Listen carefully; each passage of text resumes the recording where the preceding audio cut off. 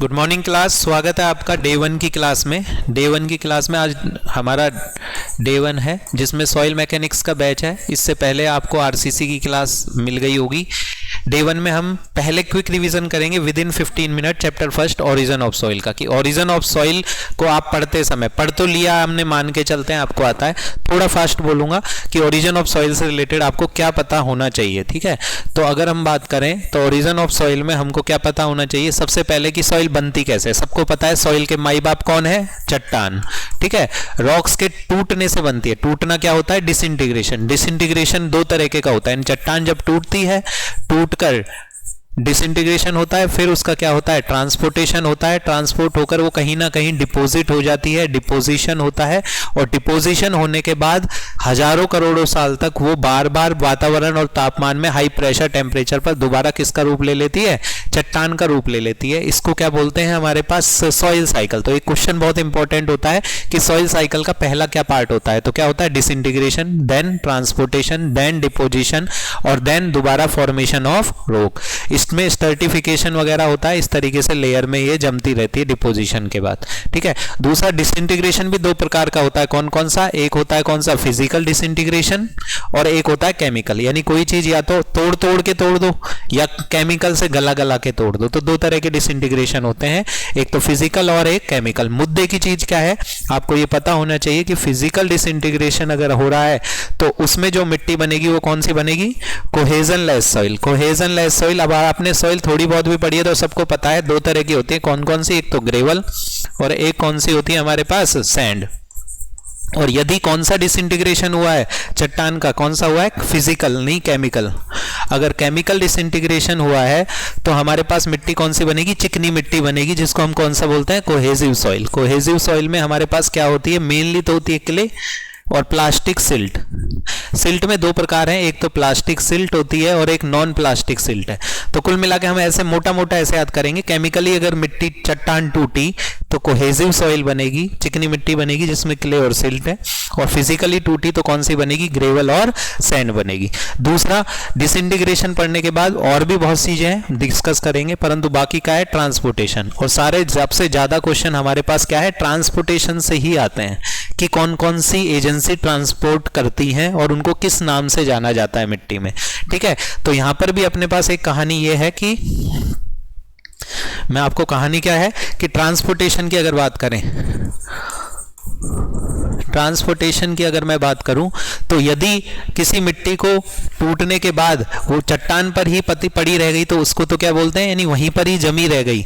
जैसे इंडिया में जितना भी पठारी हिस्सा है, दक्कन का पठार हो गया, ये इस तरीके से, ठीक है।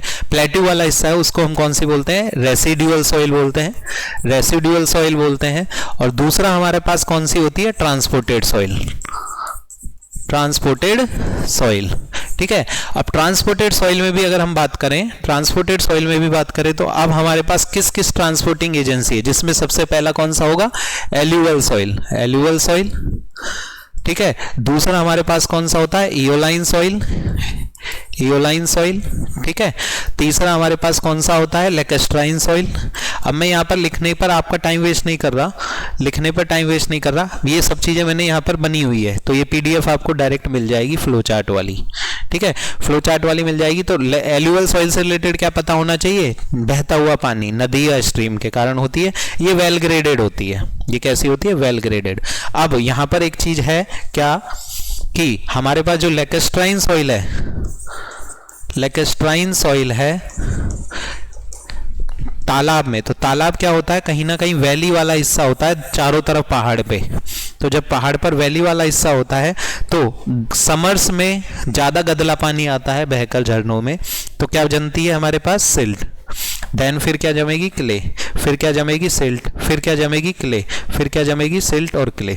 यानी कि जो लैकेस्ट्राइन सॉइल होती है वो फ्रेश और स्टिल वाटर में तो मिल रही है, ये तो याद रखना ही रखना है आपको, फ्रेश एंड स्टिल वाटर, ठहरे पानी और साफ पानी में। नदियों का पानी गंदा होता है, गदला होता है, गंदा नहीं गदला, जबकि तालाबों में पानी रुक जाता है तो सेडिमेंटेशन के कारण सारा का सारा गाद नीचे बैठ जाती है, इसलिए उसको क्या बोलते हैं, फ्रेश और रुका हुआ पानी है। ठीक है, तो इसमें एक लेयर सिल्ट की जमी, कब, जब समर में तेज बरसात हुई, गदलापन ज़्यादा था। फिर किसकी जमी, क्ले की। फिर किसकी जमी, सिल्ट की। फिर किसकी जमी, क्ले की। फिर किसकी जमी, सिल्ट की। तो लैकेस्ट्राइन सॉइल में एक चीज़ और याद करेंगे, ये परतों के रूप में पाई जाती है, अल्टरनेट लेयर ऑफ सिल्ट और क्ले। मैं नाम बोल रहा हूँ, अल्टरनेट लेयर ऑफ सिल्ट और क्ले, और इसको क्या भी नाम से जानते हैं, वर्ल्ड क्ले के नाम से भी जाना जाता है। वर्ल्ड क्ले के नाम से भी जाना जाता है, इतना आपको पता होना चाहिए। ठीक है, आगे अगर हम चलें, दूसरा अपने पास कौन सा डिपॉजिट आता है, ग्लेशियर डिपॉजिट आता है। एक बार दोबारा से बैकग्राउंड में हर एक की थीम बार बार चेंज करनी पड़ेगी क्या, कोई दिक्कत नहीं है। हाँ, देखिए अगला डिपॉजिट हमारे पास कौन सा होता है, ग्लेशियर डिपॉजिट। ग्लेशियर डिपॉजिट में 3 नाम है, ड्रिफ्ट, टिल और आउट वॉश। ड्रिफ्ट में बस इतना याद होना चाहिए आपको क्या, कि डायरेक्ट अगर कोई पहाड़ ही टूट के नीचे आ गया बर्फ का, तो उसके साथ जो भी मलबा आया, मलबे का मतलब बड़े बड़े बोल्डर भी हो सकते हैं, और उसमें सब कुछ गाद वाद सब मिक्स होगा। ठीक है, तो ये गुड सोर्स ऑफ ग्रेवल्स होते हैं, जिनमें हमको चट्टाने तोड़ ग्रेवल बनाने के लिए ब्लास्ट करना पड़ता है, या अपने आप टूटा टूटा है मलबा मिलता है, तो इससे ग्रेवल बन सकते हैं इजीली। ठीक है, दूसरा हमारे पास कौन सा होता है, टिल। टिल कौन सा होता है, कि पहाड़ में मेल्टिंग होकर आया पानी, अगर मेल्टिंग होकर आया तो हमारे पास क्या बनेगी, टिल सॉइल डिपॉजिट। ठीक है, दूसरा टिल सॉइल डिपॉजिट भी, ग्लेशियर पूरे साल तो पिघलते नहीं है, गर्मियों में पिघलते हैं, तो इसमें परतों के रूप में जमा होती है, यानी जब भी हमारे पास हुआ तो हमारे पास परतों के रूप में मिलती है। ये उन परत से अलग है जो मैंने अभी पढ़ाया, वो तो तालाब के पेंदे में जो परतें हैं उसमें तो फिक्स नाम है क्या, वर्ल्ड क्ले, जबकि यहाँ पर क्या नाम है, alternate layer of silt and clay, silt and clay, है ना, उसमें तो वर्ल्ड क्ले में तो। यहाँ पर क्या है, केवल परतें मिलती है मिट्टी की, तो इसको स्टर्टिफाइड सॉइल डिपॉजिट बोलते हैं, जो अपने नोट्सों में लिखा भी हुआ है। ठीक है, इसको हम कौन से डिपॉजिट बोलते हैं, स्टर्टिफाइड सॉइल डिपॉजिट बोला होगा। ये वर्ल्ड क्ले उसका लैकेस्ट्राइन सॉइल का उदाहरण इसी नोट्सों में, ये आपको मैं भेज दूंगा। ठीक है, तो स्टर्टिफाइड सॉइल डिपॉजिट बोलते हैं ना, ये काम आएगा जब परमेबिलिटी पढ़ाते हैं। वैसे भी मैं क्विक कनेक्ट करता हूं क्योंकि आप वो बच्चे हैं जिन्होंने पहले एक बार सॉइल पढ़ लिया। स्टर्टिफाइड में हमको पता है परमेबिलिटी, पानी का बहना, पानी हॉरिजॉन्टली भी बहता है पानी और वर्टिकली भी बहता है, और आपको पता है अगर हमारे पास कौन सी हॉरिजॉन्टल परमेबिलिटी की बात करें, वो ज्यादा होती है, 2 से 40 गुना ज्यादा होती है, टाइम ज्यादा होती है, किससे, वर्टिकल परमेबिलिटी। वर्टिकल परमेबिलिटी मतलब प्लेन ऑफ स्टर्टिफिकेशन के लंबवत जो पानी आता है। तो ये मैं आपको पहले ही कीवर्ड दे रहा हूं जो आपको पता है, तो kx हमेशा ज्यादा होता है किससे, ky से। ठीक है, तो यहां पर ये रिवीजन। एक और चीज है, कौन सा, इसी में क्या दे रखा है, ग्रेविटी। ग्रेविटी में एक नाम आता है टेलस सॉइल, टेलस और कॉल्यूवल, ये बार बार क्वेश्चन आता है, मैं बार बार कह रहा हूं। अब आपको उस तरीके से नहीं पढ़ना कि कोई थ्योरी पढ़ा रहा है, मैं आपको सीधा उस पॉइंट पे पिन कर रहा हूं जो चीज याद रखनी है। तो ग्रेविटी सॉइल डिपॉजिट मतलब 2 नाम, एक तो टेलस और एक कॉल्यूवल, नाम दोनों ही एक ही हैं, अलग अलग प्रॉपर्टी नहीं है। टेलस का मतलब भी ग्रेविटी डिपॉजिट है और कॉल्यूवल का मतलब भी है। ग्रेविटी का मतलब क्या होता है, भूस्खलन होता है, जब पहाड़ जब टूट जाता है, लैंड स्लाइडिंग होती है, कहाँ होती है, वर्टिकल और स्ट्रीप क्लिप पे जिनका तिरछा ढाल होता है। तो बरसातों में बहुत जगह पर भूस्खलन होता है तो मलबा नीचे ढहकर आ जाता है, इस मलबे को ही किसके नाम से जाना जाता है, ग्रेविटी सॉइल डिपॉजिट, टेलस बोलते हैं, और इसी को ही कॉल्यूवल बोलते हैं। और ये गुड सोर्स ऑफ ग्रेवल होते हैं, रॉक मिलती है इनमें अच्छा खासा। अगला कौन सा है हमारा, विंड ट्रांसपोर्टेड सॉइल, इसको ईओ लाइन, ईओ क्या होता है, ईओ एयर को रिप्रेजेंट करता है। ईओ लाइन सॉइल से रिलेटेड आपको क्या पता होना चाहिए, ये इंपॉर्टेंट है क्योंकि यहां पर क्वेश्चन बहुत आते हैं। तो ईओ लाइन सॉइल मैंने स्पेशली आपके लिए अलग कर दिया। ईओ लाइन सॉइल का मतलब एयर ट्रांसपोर्टेड। अब देखो, हवा जब बवंडर चलते हैं या हवा चलती है, जब तेज चलती है, जब तेज हवा चलती है तो अपने साथ बड़े बड़े कणों को भी लेके चलती है, पर जैसे जैसे हवा क्या होती है, स्लो होती है, तो उसके बस की कम हो जाती है, तो वो छोटे छोटे पार्टिकल्स को, बड़ों को नीचे बैठा देती है क्योंकि उसकी स्पीड थोड़ी धीमी हो गई। पर एक जैसी सवारी एक जगह उतर गई, जैसे बस से सवारी उतरती नहीं चली जाती, वैसे ही और स्लो ही, तो इनसे थोड़े छोटे छोटे पार्टिकल है वो कहीं जाके पड़ जाएंगे, फिर और स्लो हुई तो और छोटे पार्टिकल वहां एक जगह पड़े आएंगे। इसका मतलब इयोलाइन सॉइल डिपॉजिट जो कि एयर ट्रांसपोर्टेड विंड ट्रांसपोर्टेड है वो एक जगह एक जैसे मिलेंगे, क्योंकि जो हवा उठाने की क्षमता है जैसे ही उसको कम हुई तो वो सवारी नीचे उतर जाएगी, नीचे पड़ जाएगी। तो इयोलाइन सॉइल का सबसे इंपॉर्टेंट और बार बार पूछे जाने वाला क्वेश्चन कौन सा है? यह यूनिफॉर्म सॉइल डिपॉजिट होता है। यूनिफॉर्म सॉइल डिपॉजिट का मतलब इसमें लगभग जहां भी मिलेंगे कण एक जैसे मिलेंगे, जबकि एल्यूवल सॉइल में जो होता है ये इंपॉर्टेंट है, जब भी पानी के साथ कोई मिट्टी आएगी, एल्यूवल सॉइल आएगी, तो वो कैसी मिलेगी? Well graded. वेल ग्रेडेड का मतलब क्या होता है? वेल ग्रेडेड का मतलब होता है जिसमें सभी तरह के पार्टिकल साइज मौजूद हो, ठीक है, छोटे भी बड़े भी कैसे भी। जबकि यूनिफॉर्म का मतलब क्या होता है? Same size of particle. अब आपने सॉइल पहले तो पढ़ी रखी है, तो यूनिफॉर्म सॉइल का जो होता है आपको एक चीज पता है, CU coefficient of uniformity. Revision में वहां भी कराऊंगा पार्टिकल साइज डिस्ट्रीब्यूशन कर में, पर फिर भी आपको रिलेट करा रहा हूं। CU का मान लगभग 1 के आसपास है तो मिट्टी के लक्षण कैसे हैं? Uniform soil deposit. और यदि CU कोफिशिएंट ऑफ यूनिफॉर्मिटी 4 से ज्यादा है तो वो वेल ग्रेडेड सैंड है और ग्रेवल है, और अगर CU 6 से भी ज्यादा है तो वो क्या है? Well graded SW। उसको उल्टा पढ़ते हैं, पहले W को पढ़ेंगे वेल ग्रेडेड सैंड और इसको पढ़ेंगे GW वेल ग्रेडेड ग्रेवल। तो CU का क्वेश्चन हो जाता है, यूनिफॉर्मिटी शब्द इंपॉर्टेंट हो जाता है इयोलाइन से रिलेटेड, ठीक है। इसके अलावा इयोलाइन में 2 नाम और हैं, कौन कौन से? एक तो सैंड ड्यून या ड्यून सैंड, ये बार बार क्वेश्चन आता है, और दूसरा ये इयोलाइन का बात कर रहा हूं मैं, ठीक है।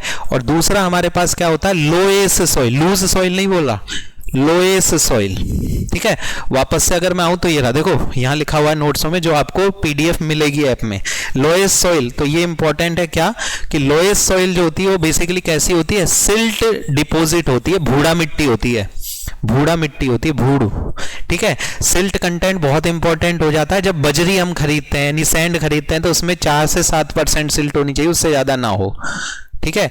तो अपन ऐसे करते हैं ना, बजरी जैसे ही आती है ट्रॉली से तो हम उसको ऐसे लेके और उसकी मुट्ठी बनाते हैं। अगर उसका लड्डू बार बार बन रहा है आराम से, इसका मतलब उसमें सिल्ट ज्यादा है, क्योंकि मैंने बताया था सिल्ट किससे बनती है? केमिकल डिपोजिशन से, और केमिकल डिपोजिशन मतलब चिकनी मिट्टी बनेगी तो लड्डू बन जाएगा, जबकि बजरी में लड्डू नहीं बनना चाहिए। अगर लड्डू बन रहा है इसका मतलब डाउटफुल बजरी है, उसको सीव एनालिसिस से टेस्ट करेंगे कि उसमें सिल्ट 4% से ज्यादा है कि कम है, 7 तक अलाउड। तो सिल्ट हमारे लिए एज ए सिविल इंजीनियर हमेशा बीमारी है ना। ये हमको कंक्रीट टेक्नोलॉजी में पढ़ाया जाता है, और ये नाम याद रखना बार बार आता है, लोएस सॉइल। लोएस सॉइल किससे रिलेटेड है? इयोलाइन। इयोलाइन किससे रिलेटेड है? एयर यानी विंड से। दूसरा सिल्ट सॉइल का एक और नाम है, क्योंकि भूड़ा मिट्टी है तो बहुत ज्यादा मजबूत तो होगी नहीं, ठीक है, बीच की सी मिट्टी है, चिकनी भी बहुत ज्यादा नहीं है, तो ये कोलैप्सेबल सॉइल के नाम से जानी जाती है। ये कोलैप्सेबल सॉइल के नाम से भी जानी जाती है। तो यहां मैंने लिखा हुआ है कोलैप्सेबल सॉइल। मोंटमोरोलाइट्स जो मिनरल होता है उसमें मिलती है, और इसमें कम सीमेंटिंग प्रॉपर्टी होती है। चिकनी मिट्टी तो है पर उतनी चिकनी नहीं है जितनी क्ले की तरह। क्ले का तो डगला बन जाता है, जैसे खेतों में मोटे मोटे डगले मिलते हैं, पर सिल्ट कोलैप्सेबल सॉइल। वापस से बोल रहा हूं, कोल्यूवल सॉइल मतलब ग्रेविटी, और कोलैप्सेबल सॉइल मतलब लोएस। लोएस बोले तो सिल्ट, सिल्ट बोले तो इयोलाइन। ये क्वेश्चन बार बार आता है जो हमको पता होना चाहिए, ठीक है। क्विक रिवीजन चल रहा है हमारा। आगे अगर हम चले, ये लो,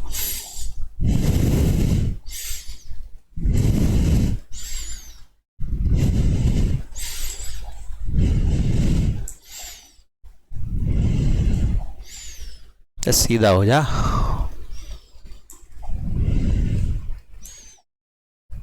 सीधा क्यों ना हो रहा? किधर है शक्ल इसकी? हाँ यूं है ना ये।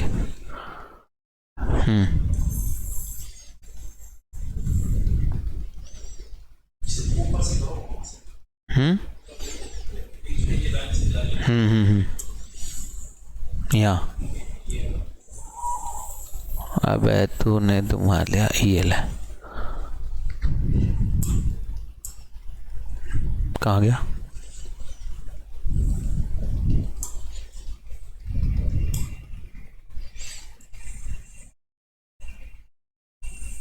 सीधा कहाँ हो रहा है? ये सीधा ही नहीं हुआ। यूं करूंगा जब भी अच्छा ये इमेज भी वो हो गई।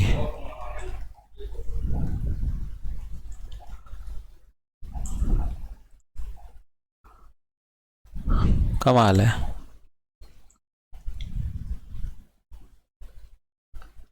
यही मिरर बन गया, क्या हुआ है? नहीं बनाना तो क्या करूं? अरे अभी तो सही हुआ था। बीच लेक्चर में चल रहा है ये एक टेक्निकली थोड़ा सा हम अनसाउंड से हो गए, मेरे को लग रहा है। हाँ अब आ गई, आ गया कवर में।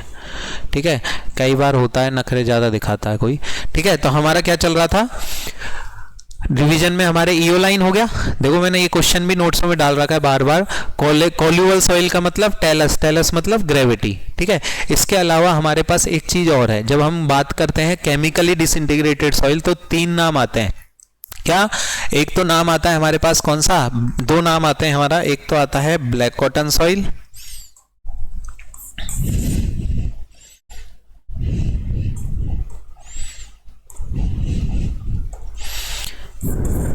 ब्लैक कॉटन सॉइल, ये इंपॉर्टेंट है। ये हाई एक्सपेंसिव सॉइल है। एक्सपेंसिव मतलब महंगी वाली एक्सपेंसिव नहीं, जिनमें श्रिंकेज और स्वेलिंग ज़्यादा हो, तो ब्लैक कॉटन सॉइल होती है। और एक होती है हमारे पास कौन सी? Bentonite soil.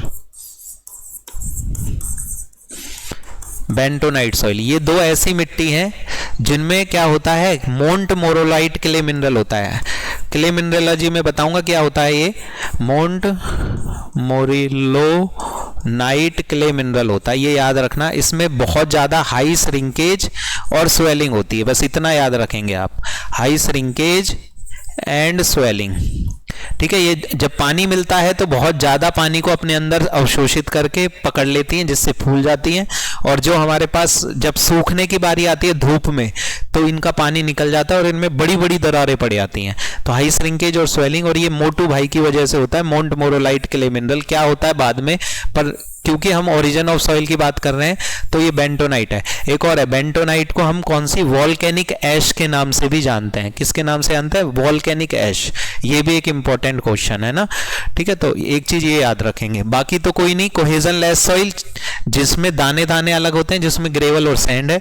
कोहेसिव सॉइल जिसमें चिकनी मिट्टी होती है। उसके बाद एक चीज और है, एक गाना है ना चिकनी चमेली, तो उस तरीके से एक चीज है। चिकनी चमेली के चिकने होने का तो सबको पता है, कैटरीना कैफ है। इसलिए चिकनी मिट्टी चिकनी क्यों होती है? क्योंकि क्ले जो लेयर होता है, क्ले जो लेयर होती है, क्ले लेयर जो होती है वो क्या होती है? उसके नेगेटिव चार्ज होता है चारों तरफ, और नेगेटिव चार्ज होने की वजह से, नेगेटिव चार्ज होने की वजह से जैसे ही पानी के संपर्क में आता है, पानी जो होता है वो पोलर होता है। क्या होता है उसमें? H प्लस और O माइनस होता है, यानी वो इस तरीके से होता है H2O। H2O का मतलब एक O से एक H प्लस और H प्लस जुड़ा हुआ है। तो चिकनी मिट्टी में क्यों चिकनापन आता है? उसके पार्टिकल क्यों बंधे रहते हैं? क्योंकि ये H प्लस इसके नेगेटिव सरफेस चार्ज से आकर्षित होके H प्लस इस तरीके से जुड़ जाते हैं O-2, और ये H प्लस इस तरीके से जुड़ जाते हैं। ठीक है, O-2 इस तरीके से। तो ये सारा का सारा यहाँ पर दूसरे कलर के पेन से दिखाता हूं मैं। ये सारा का सारा यहाँ पर क्या जुड़ जाता है? पानी इस तरीके से चिपक जाता है। ऐसा हर किले के साथ होगा, दूसरी किले के साथ भी यही होगा कि उसके चारों मेर क्या लगा हुआ है? पानी। और पानी में पानी पानी आपस में कोहेजन के कारण आपस में मिल जाता है। तो ऐसे ही हर पार्टिकल क्या होगा? उसके चारों तरफ पानी होता है।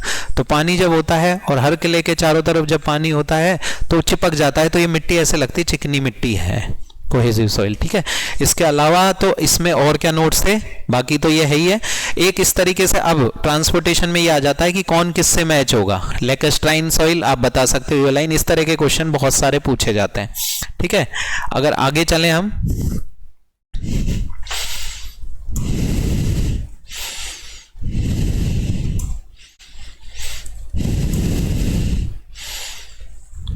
सीधा हो जा बस तो एक बार यूं। ठीक है,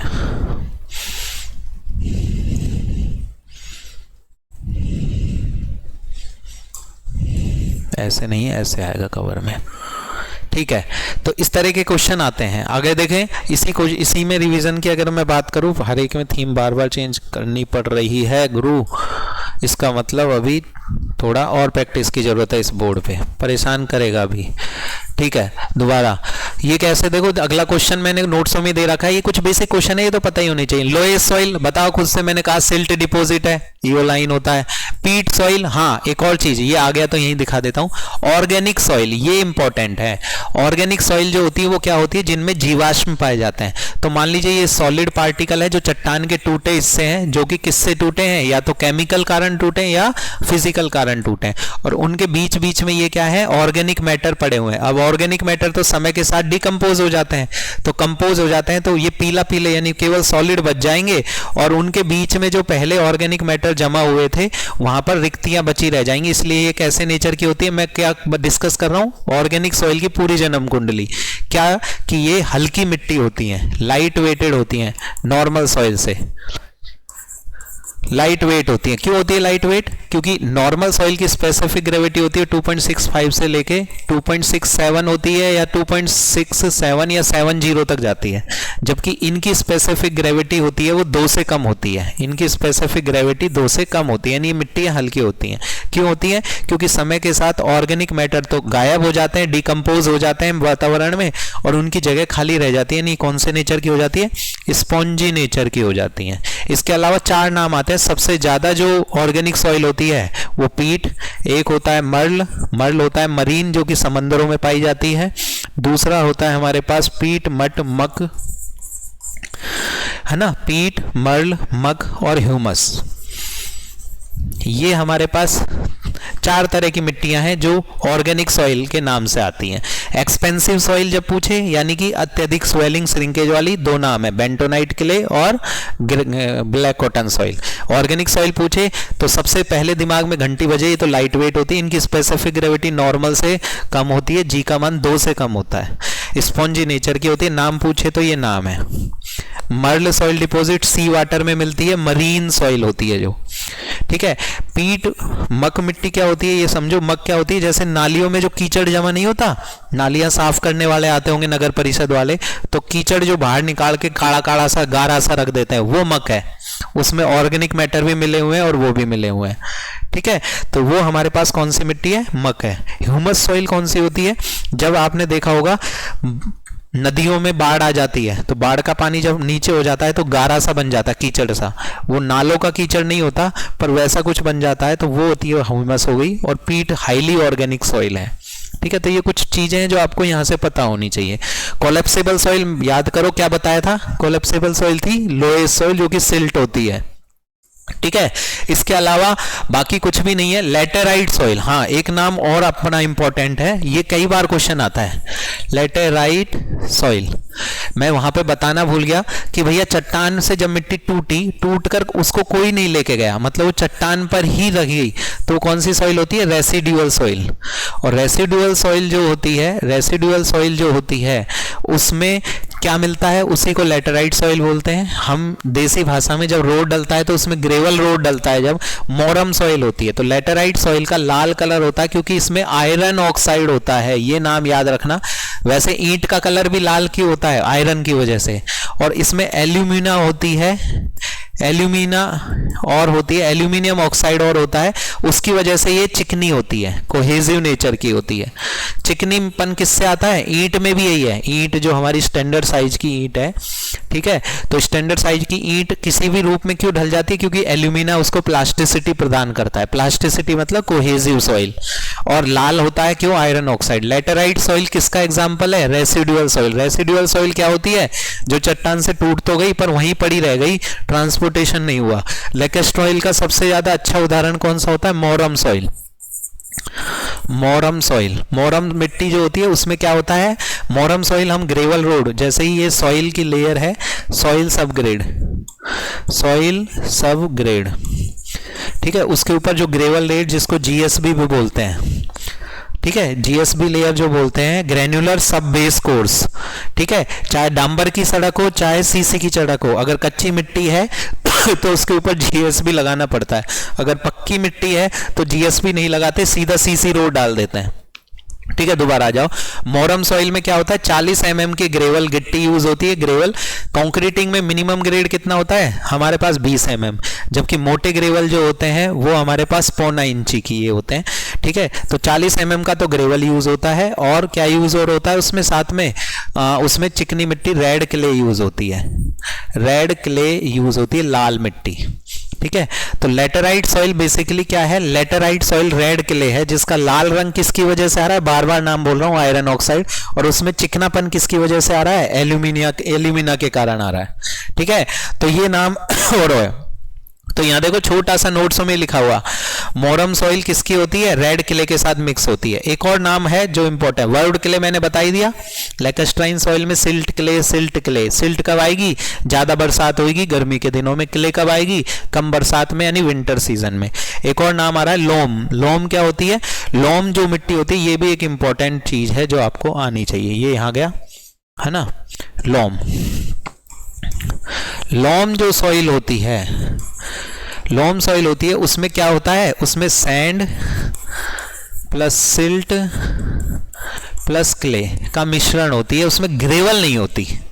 सैंड, सिल्ट और क्ले का मिश्रण होता है, और उसमें क्या नहीं होती, हमारी ग्रेवल सॉइल नहीं होती। एक चीज और है जो आपको पता होनी चाहिए, डेटा याद रखना, इसमें सैंड जो होती है वो कितने परसेंट होती है, 45%। इसके अलावा सिल्ट जो होती है वो कितनी होती है, 30 से 50%। और भैया हमारे पास क्ले जो होती है वो लेस देन 20%, लेस देन 20%। याद रखना इस चीज को पॉज करके बिल्कुल अच्छे से। लोम सॉइल इनका मिक्स होती है, इक्वल मिक्स नहीं होती, इसमें सैंड 45% है ये, ठीक है, ये 50% सिल्ट होती है और ये क्ले होती है। ये मिश्रण आप देखोगे ना, तो मैं आपको अभी गूगल पे एक नाम दिखा रहा हूँ, वो यहाँ भी काम आएगा, क्लासिफिकेशन में भी बताऊंगा इसको मैं। आजा होम पेज पर, और देखो एक नाम आ रहा है, टेक्सचर,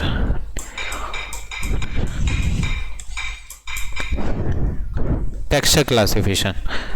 ठीक है, तो देखो कोई भी एक इमेज उठा रहा हूं मैं, ये देखो टेक्सचर। तो जब भी ऐसे कुछ आ रहा है ना, मैं क्या बोल रहा हूँ, लोम सॉइल। लोम सॉइल में क्या होती है, सिल्ट क्ले और इनके मिश्रण होते हैं, सिल्ट क्ले के सिल्ट क्ले और सैंड का मिश्रण। तो ये टेक्सचर क्लासिफिकेशन है, डिप्लोमा लेवल पर इसको बहुत डिटेल में नहीं पढ़ाया जाता, पर जब लोम का नाम आता है, लोम सॉइल का नाम आता है, रुक जाओ,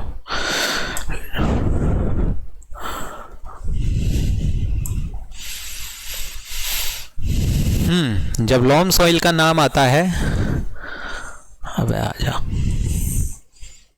देख रहे हो मेरे ख्याल से, है ना। तो लोम सॉइल का जब नाम आता है तो इस तरीके से हमारे पास ये चीज आनी चाहिए आपको। इसमें देखो बहुत सारी क्लासिफिकेशन है, तो ये लोम सॉइल की क्लासिफिकेशन टेक्सचर क्लासिफिकेशन के नाम से आना जाता है। तो सैंडी लोम होती है दुनिया भर की अलग अलग, तो ये याद नहीं रखना, पर जब हम जिक्र कर रहे हैं तो इतना तो आपको पता होना ही चाहिए। ठीक है, तो टेक्सचर क्लासिफिकेशन जब होता है वहां पर ये लोम सॉइल आती है इंपॉर्टेंटली। ठीक है, और तो कुछ नहीं है, ये आपको पता लग गया। वापस बैक पे आते हैं, लेक्टेराइट आपको रिवीजन में आ गई। ठीक है, ये हो गई। बाकी ये इग्नीशियस रॉक और सेडिमेंट्री रॉक ये बीएमसी में डिटेल में पढ़ाई जाती है, सॉइल में ज्यादा पढ़ाने की जरूरत है नहीं। एक चीज और है जो मैंने आपको बताया था, केमिकल डिसइंटीग्रेशन जब होता है तो कौन सी मिट्टी बनती है, चिकनी मिट्टी बनती है, और वो किसकी वजह से होती है, ऑक्सीडेशन। क्योंकि रासायनिक अभिक्रिया क्या होती है, कार्बनीकरण, कार्बोनेशन, ऑक्सीडेशन और रिडक्शन।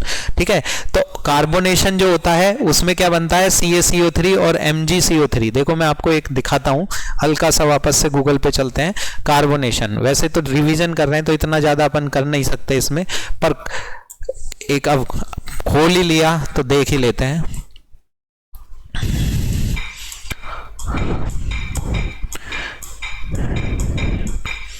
कार्बोनेशन ऑफ रॉक्स,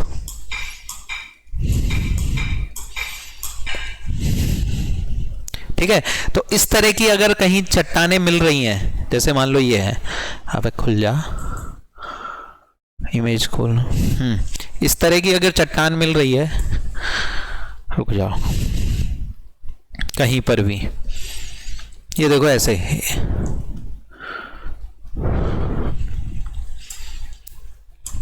मज़ा आ रहा है टीचर को जब ऐसी चीज़ मिल जाती है जहाँ पर वो धड़ाधड़। तो क्या है कि थोड़ा समय ज़्यादा लगा रहा हूँ शुरुआत में, पर आपका काम हो जाएगा। तो यहाँ मत आए पर कार्बोनेशन,